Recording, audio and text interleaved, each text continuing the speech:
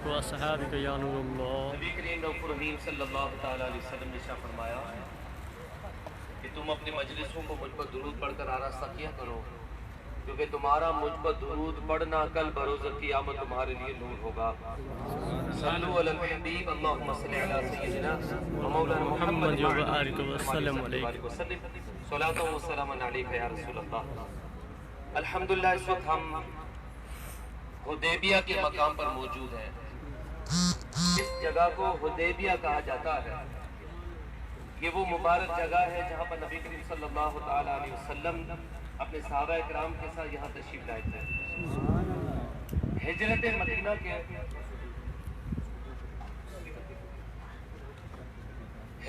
مدینہ کے چھٹے سال نبی کریم صلی اللہ علیہ وسلم نے خواب دیکھا کہ آپ صلی اللہ علیہ وسلم امن کے ساتھ عافیت کے ساتھ مکہ میں داخل ہوئے ہیں، عمرہ ادا کیا ہے، سر منڈائے ہیں، اور کچھ نے اپنے بال جو کتروائے ہیں، بیت اللہ میں داخل ہوئے ہیں اور اس کی کنجی لی ہے اور میدان عرفات میں قیام فرمائے۔ یہ نبی کریم صلی اللہ علیہ وسلم نے خواب دیکھا تھا۔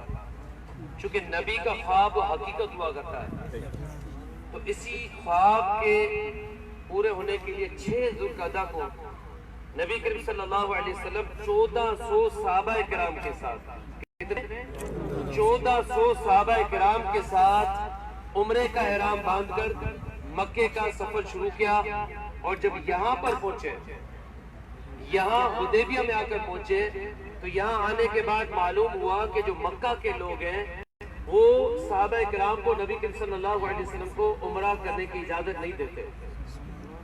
اب حضرت عثمان غنی رضی اللہ تعالیٰ عنہ کو مقرر کیا گیا کہ عثمان آپ جائیں اور ان مکہ والے لوگوں سے باتیں کریں، ان سے طے کریں کہ ہم جنگ کے لیے نہیں آئے، ہم تو صرف عمرہ کرنے کے لیے آئے، لہذا ہمیں اجازت دی جائے۔ اب وہاں کے لوگوں نے حضرت عثمان غنی کو کیا کہا، آپ اس پر غور کیجئے گا، توجہ کے ساتھ سنیے گا۔ ان لوگوں نے حضرت عثمان غنی سے کہا، اے عثمان، آپ یہاں پر آئے ہو، آپ کعبے کا طواف کریں، آپ کو اجازت ہے، آپ صفا مروہ کی صحیح کریں، آپ کو اجازت ہے، آپ زمزم پیئیں، آپ کو اجازت ہے، لیکن ہم آپ کے نبی کو اجازت نہیں دے سکتے۔ اب حضرت عثمان غنی کا عشق رسول دیکھیے، آپ کی اپنے نبی سے محبت دیکھیے۔ حضرت عثمان غنی نے فرمایا، اے لوگو، میں جس کے صدقے سے رب ملا، جس کے صدقے سے رحمان ملا، جس کے صدقے دین ملا، جس کے صدقے سب کچھ ملا، وہ تو حدیبیہ میں بیٹھا ہو اور عثمان کعبے کے چکر لگا، یہ ہو نہیں سکتا۔ میں اپنے نبی کے بغیر کعبے کا طواف کرنا اپنی جگہ، میں اپنے نبی کے بغیر کعبے کی طرف نگاہ بھی نہیں کر سکتا۔ یہ حضرت عثمان غنی کی محبت والے جملے تھے۔